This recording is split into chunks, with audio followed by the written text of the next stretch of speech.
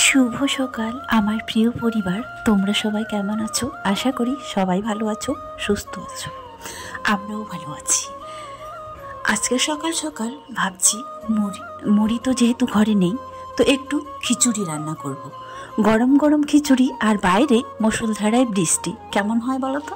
সেটাই আজকে প্ল্যান করলাম। চালটা যখন বের করে নিয়েছি তখন দেখছি ডাল তো ঘরে নেই, মসুর ডাল।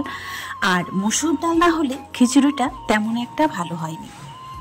তারপরে রিয়াকে বললাম দোকানে যেতে হবে, এইদিকে কিন্তু সমানে বৃষ্টি পড়েই যাচ্ছে। ওরা তো এমনিতেই দোকানে যেতে চায় না। তারপরে আমি চলে গেলাম। আমি নিয়ে এলাম মসুর ডাল আর একটা ছোলার ডাল, কিন্তু ঘরেই ছিল। মসুর ডাল, ডিম আর মুড়িও ছিল না। তো ভাবলাম যেহেতু দোকানে পাওয়া যাচ্ছে আর আগে থেকে ছিল না, দোকানে নিয়ে এসছে, তাই মুড়িটাও নিয়ে চলে এলাম। এসে দেখি অর্ধেক রাস্তায় মুড়ি কিন্তু ভিজে গেছে, জল পড়ে গেছে। তো চলো, এইরকম হাতে মাখিয়ে সমস্ত কিছু মশলা টশলা একসঙ্গে দিয়ে ঝাল ঝাল খিচুড়ি, বাইরে বৃষ্টি পড়ছে আর ডিম ভাজি, আর তার সঙ্গে যদি থাকে আরও মাংস কষা, তাহলে তো একেবারে জমে যায়। কিন্তু মাংস আনার কিন্তু এখন কিন্তু পরিস্থিতি নেই, কারণ খুব সকাল সকাল, এখন বাজে 8:30, 9টার মধ্যে খেতে দিব। মাকে যেহেতু সারাদিনে অনেকবার ওষুধ খেতে হয়, তো খাওয়ার পরে খাওয়ার আগে এরকম খেতেই হয়, তো সেই কারণে ভাবলাম এত সকাল সকাল আর কি করব, একটু খিচুড়ি রান্না করে দেই। খাওয়ার আগে যে ওষুধটা আসে, তারপরে খাওয়ার পরে এগুলো খেয়ে না হয় খেয়ে নিবি। আর একটু পরে হচ্ছে দুপুর 12টা 1টার দিকে ভাত বসাবো। তো এইরকম সমস্ত কিছু পেঁয়াজ কুচি, লঙ্কা কুচি, সমস্ত কিছু কুচিয়ে দিয়ে তারপরে এইরকম হাতে মাখা ল্যাটকা খিচুড়ি কিন্তু আমার ভীষণ পছন্দ। কিন্তু ওই যে তোমাদেরকে একদিন আগে বলেছিলাম খিচুড়িটা খেলে কেন জানি সুগারটা বেড়ে যায়। তো তোমরা অনেকেই দিদিভাই কমেন্ট করে বলেছিলে খিচুড়ি খেলে হচ্ছে সুগার বাড়ে না, একটু কম মাত্রায় খাবে। সেদিন থেকে আমি কিন্তু আর রান্নাই করিনি। আসলে এই সুগার হওয়ার পর থেকে না, কোনো কিছু খেতে গেলেও ভাবতে হয় এটা খাবো কি হবে, ওটা খাবো কি হবে, এরকম ভেবে চিন্তে সব কিছু খেতে হয়। তারপরে এদিকে ডিম, তো চলো তোমাদেরকে দেখাই। বৃষ্টিটা যদিও আমার ক্যামেরায় তেমন কিছু ধরা যাবে না, কারণ আমার অত দামি মোবাইল নেই, কম দামি মোবাইল। আর হচ্ছে মেঘলা মেঘলা, এটুকু মাত্র বুঝতে পারছো। এখন একটু মনে হয় সামান্য কমলো বৃষ্টিটা। লোকজন একেবারে শুনশান, কারণ বৃষ্টির জন্য প্রত্যেকে ঘরে ঘরে ঢুকে আছে। বাইরে খুব কম মানুষ বেরিয়েছে। এবারে কি বলতো, শীতটা মনে হয় যেতেই চাচ্ছে না, গরম আসতেও চাচ্ছে না, এরকম পরিস্থিতিটা হয়ে গেছে। চলে যাবে শীত, তারপরেও যেন ঘুরে ঘুরে আসে আবার বৃষ্টিটা দিয়ে, তাতেই যেন ঠান্ডাটা আবারও বেড়ে গেছে। সমস্ত ব্ল্যাঙ্কেট, লেপ, কম্বল সব কিছু উঠিয়ে রাখা হয়েছিল কাছাকাছির পরে। তারপরে পরশুদিন রাত থেকে আবারও সমস্ত কিছু বের করতে হয়েছে। যদিও প্রথম বৃষ্টি যখন পড়েছিল ভালোই গরম ছিল, বৃষ্টিটা হওয়ার পর থেকে ঠান্ডাটা সমানে বেড়েই চলেছে। তারপরে আবার প্রতিদিনই সন্ধ্যাবেলা বৃষ্টি হয়, এদিকে মেঘটাকে আবার ঝড় বৃষ্টি দুটোই একসঙ্গে। এই বৃষ্টির দিনে ভালো লাগে যতটা, কিন্তু ততটা আবার খারাপও লাগে। যারা কাজে ক্ষেত্রে কিংবা কোনো কারণে বাইরে যায়, তাদের তো পুরাই অসুবিধা, তাই না? বৃষ্টিতে সব কিছু যেন থই থই হয়ে গেছে, সবার ছাদে জল জমে গেছে, ছাদেও আর হাঁটা যায় না। তাই তো কদিন ধরে আমি মর্নিং ওয়াকের জন্য যেতেও পারি না। এইদিকে তোমাদের সঙ্গে কথা বলছি, আর দেখো কি যেন একটা কাজ করছিলাম, করতে করতে কখন যে কটা সিটি হয়েছে আমি সেটাও গুনতে পারিনি। তালে তালে কটা যে সিটি হলো কিছুই বোঝা গেল না, গুনতেও পারলাম না। তাই জন্য খিচুড়িটা একটু শুকনো হয়ে যাবে। শুভ সকাল আমার প্রিয় পরিবার, তো তোমরা সবাই কেমন আছো? আশা করি সবাই ভালো আছো, সুস্থ আছো, আমরা ভালো আছি। তো আজকে তো বৃষ্টি ভেজা দিয়ে ব্লগটা শুরু করলাম, আর তোমাদেরকে বাইরেটা দেখাইনি। আমরা হচ্ছে ভিজতে ভিজতে দোকানে গিয়েছিলাম।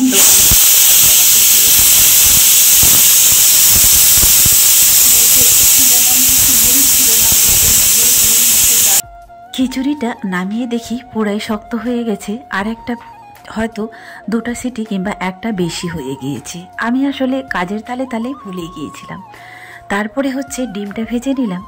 একটা কৌটায় দেখছি কটা সয়াবিন পড়ে আছে, দেওয়ার তো মনেই ছিল না। তো রিয়া বলছে মা এইভাবে সিদ্ধ করে ভেজে দিয়ে দিলে কিন্তু হয়ে যাবে। তো চলো সেটাই করি। ডিমটা ভাজার পরে এখানেই কেটে নিলাম। আমরা তো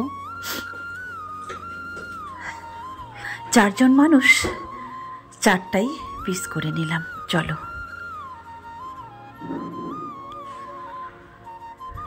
তোমরা এইরকম বৃষ্টিতে কে কে খিচুড়ি খেতে ভালোবাসো একটু কমেন্ট করে জানিও। আমার তো ভীষণ পছন্দ।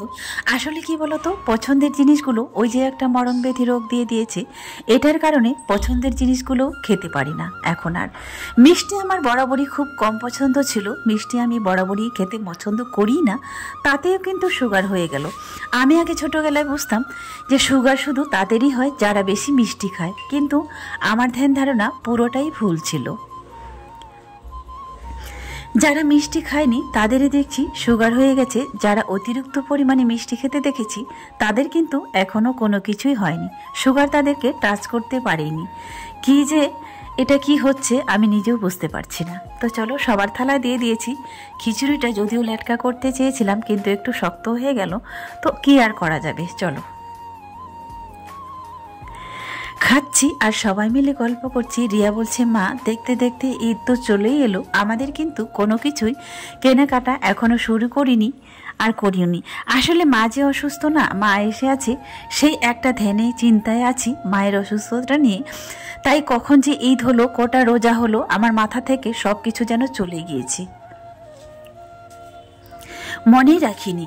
আসলে প্রত্যেকবারই অনেক সময় মনে রাখি কটা রোজা হলো আর কবে ঈদ হবে, এরকম যেন একটা সব সময় মাথায় একটা আনন্দ উল্লাস থাকতো। সেটা কিন্তু এবার আমার মনে একেবারে বলতে গেলেই নেই। আসলে এখনও আমি কোনো কিছু একটাও কিনিনি।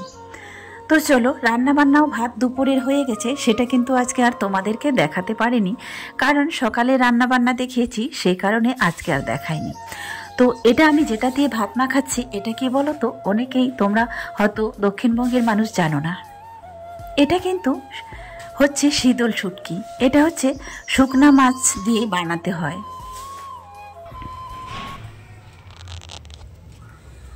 তো বন্ধুরা এখন বাজে হচ্ছে 8:30, 9টা বাজতে যাচ্ছে আর কি। সকালে খাওয়া দাওয়া তো খিচুড়ি করেছিলাম দেখেছিলে। তারপরে দুপুরে রান্না বান্না খাওয়া দাওয়ার পরে আর কিন্তু আসা হয়নি ক্যামেরায়। কি বলো তো, আজকে দুপুরে হচ্ছে ডাল আর আলু করলা ভাজি আর কুঁদরি ভাজি এগুলোই করা হয়েছিল, আর শুটকি মাছের ভর্তা। তো এগুলোই রান্নাবান্না হয়েছিল, এমন কোনো কিছু বিশেষ করিনি যে তোমাদের তাই দেখাতেও পারিনি। এখন বাজে 9টা বাজতে যাচ্ছে, রাজ্যে হচ্ছে এখানে পড়তে বসছি, রিয়া ওকে পড়াচ্ছিল, আর দুধটাই মাত্র দিয়ে গেল। তো এখন আমি দুধটা জাল দিব, আর খাওয়া দাওয়ার কি আছে গরম করব আর খেতে দিব। আর মা তো ওই ঘরে বসে আছে। তো চলো। তো এই মেদিনীপুর শহরে যখন কয়েকদিন আগে আমি গিয়েছিলাম দোকানে, তখন দেখেছিলাম অনেক আগে থেকেই কিন্তু এখানে ঈদের কেনাকাটা শুরু হয়ে গেছে। প্রতিবার আমারও সেরকমই আনন্দ হতো। আসলে এইবার শুধু লোকের দেখছি কে কিনছে কে না কিনছে, তো সেগুলাই দেখছি। আসলে এবার মনে হয় আমি কোনো কিছুই কিনতে পারবো না।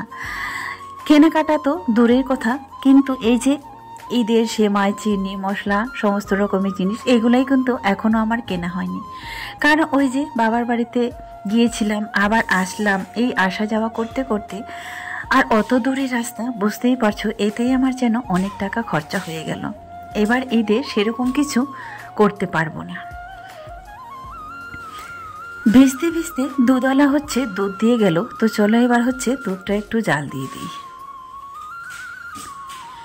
আসলে যার যেটা রুজি রোজগার সেটার জন্য কিন্তু ঝড় হোক বৃষ্টি হোক রাত হোক দিন হোক তাদেরকে কিন্তু বের হতেই হয়।